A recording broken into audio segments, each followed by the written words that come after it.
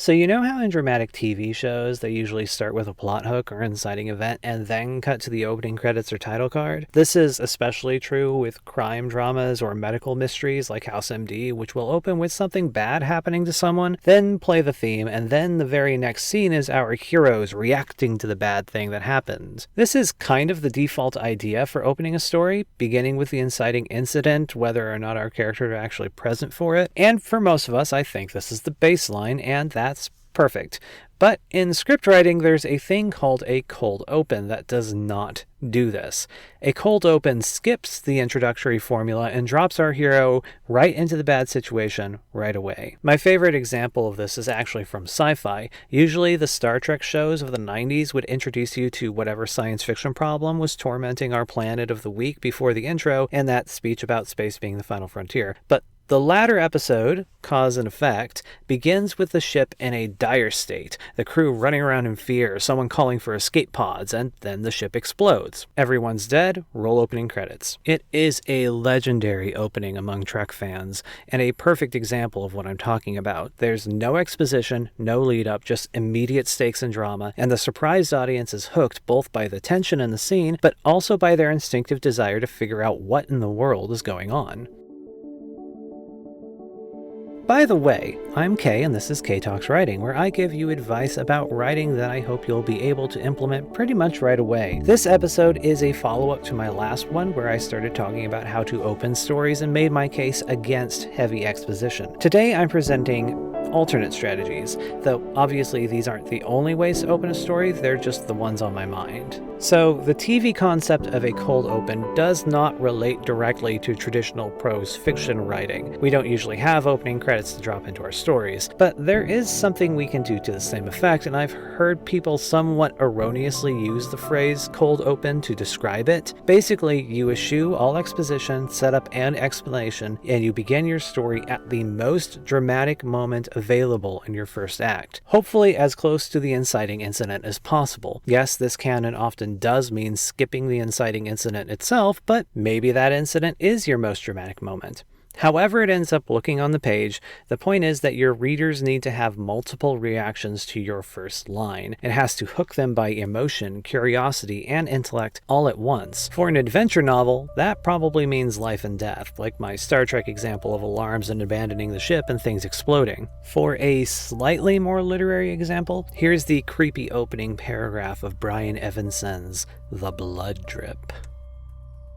They had stumbled upon a town and tried to approach it, but had been driven off with stones. Or Karsten had. Nils had stayed there at the base of the wall, pleading, and had been struck, and then struck again. When Karsten had shouted to him to come away, Nils had turned and been struck yet again, in the head this time, and fallen.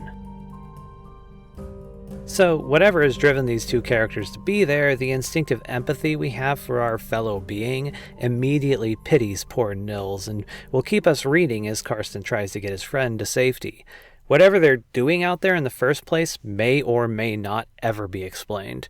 Readers will be curious and hope to find out, but often depending on genre, the actual explanation ultimately is not important to the story. Particularly for literary writing or horror, the inciting incident is often almost irrelevant to the core of the story. So it does make sense in that case to skip it. In the case of Evanson's Blood Drip, it's enough that we know these two friends are desperate enough to go begging at walls where they're met with hostility, and if Evanson ever does get around to telling you why, it's completely up to his own discretion. When it comes right down to it, you're reading about what's happening right now, with Nils hurt and Karsten looking on, and the conflict and stakes of that come from that. That's the thing that makes the so-called cold open effective. It gets your reader focused on what's actually important. Whatever you as the writer decide is the core problem of the story and the place it hits the characters the hardest. You skip to that and trust your readers to keep up, giving them whatever help you as the writer think they'll need or can benefit from, or whatever you want to,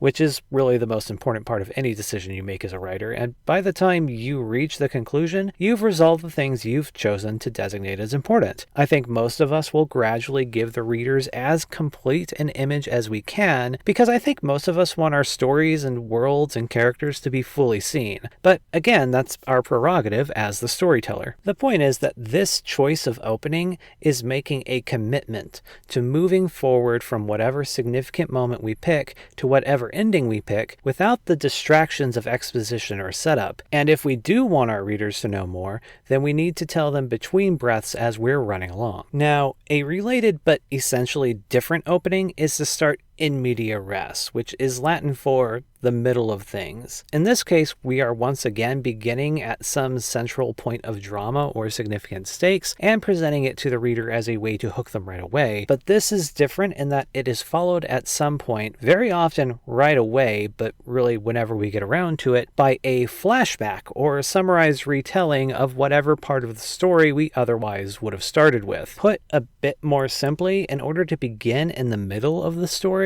you have to designate a beginning, middle, and end, and then you reshuffle their order to go middle, beginning, end. Here's an example from one of my own stories, just because I don't have a good example in my current reading pile right here next to my desk. After Aubrey's death, Dion spent a week alone in his studio, surrounded by experimental works that would never leave the room. He covered canvases in incoherent color that mixed into noxious browns and grays. He painted black hands on the floor and stood in their palms, leaving footprints in the paint. He shredded a canvas and dipped the tattered ribbons in wine. He drew the shape of an eye, empty, with eyelids the color and texture of asphalt. Between projects, he stared at pictures of the accident. Some of them included Yezda, sitting on the side of the road with her head between her knees, ignoring everything. Mostly, there were twisted metal pieces, the car a broken and scattered sculpture. That was the opening of A Gallery of Limbs, by the way, which is not a horror story, just has a super dark title and beginning. Over the course of the story, with a few sentences here or there, I give a pretty okay retelling of the car crash being referenced here. It's the inciting incident, but it would be too melodramatic to open with, and it would distract from what the story is actually about, because the crash isn't important. The story is about Dion's damage and recovery and relationships. So while the crash is part of the story, is the beginning of the story, it makes way more sense for me to start in the middle, because that theoretical first half of the story, the part I skipped, works way better when implied than when actually narrated. And I did try to write the accident, it just felt bad. Well, we're talking about art, so I'll use workshop language. It wasn't bad, the writing was fine. Just as a storytelling element, it was ineffective, and the story benefited a great deal for having cut it out. These are decisions we can make up front when planning the story, or decisions we can come to in the writing, or something we can readjust a year after the story's done and it's already been rejected 15 times and we want to do something radical to shake it up. I think the way writers will usually come to these decisions is they're going to write a story with whatever opening they need to, even if that's exposition or starting with an inciting incident that ends up feeling irrelevant later, because thinking about this early on, for most of us, is probably going to get in the way, both for planners and improvisers. When something funny happens to you in your life and you want to tell your friends about it, you make sure to tell the events in order as best you can remember them, so that when the funny thing occurs in the story, your friends understand why it's funny.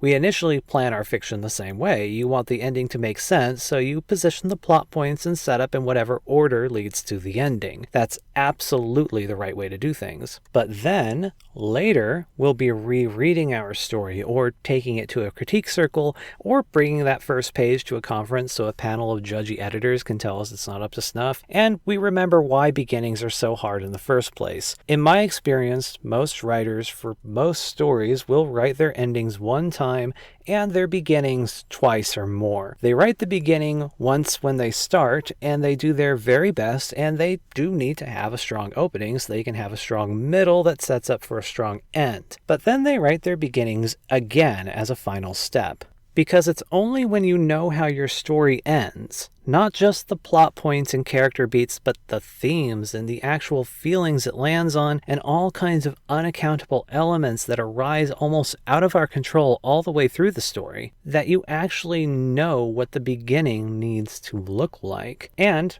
all too often, the beginning we need is nothing like the beginning we started with. And that's okay. It's part of the process, and I think it's pretty cool. It's not a waste of time, it's part of the alchemy.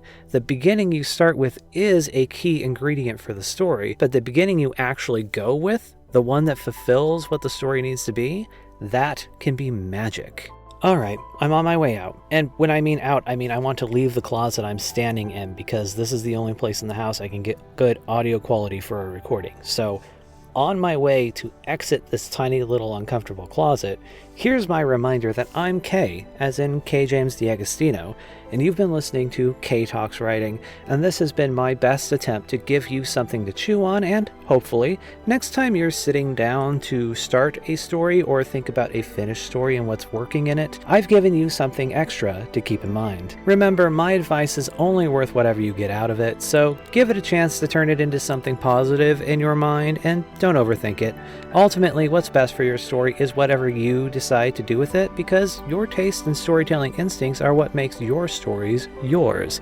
They are special, and you should value them very highly.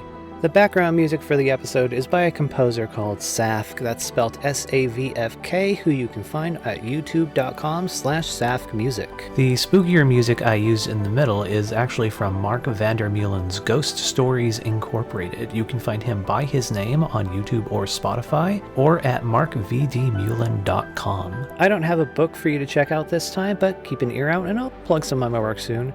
Oh, but if you're interested in that Gallery of Limbs story, that was in the Berkeley Fiction Reviews issue 42, which was like a year ago, so you might be able to find that if you look. Another story you can look up if you want to would be Godstorm, a horror short story I've got in Marrow magazine, which you can Google up and read whenever you want. Also, find me on Twitter or X Twitter at my handle, KTalksWriting. Give me a follow and tweet me whatever thoughts or responses you feel like, and send me questions about writing, be it the craft, the business, or the writing life, and I'll give you an answer or use that to inform an episode. Please also help me battle the internet search algorithms by giving this episode a like, a thumbs up, a green arrow, and or a positive comment and review, and follow or subscribe so that when my next episode comes around, you're here to hear it. Thank you for listening. Bye for now.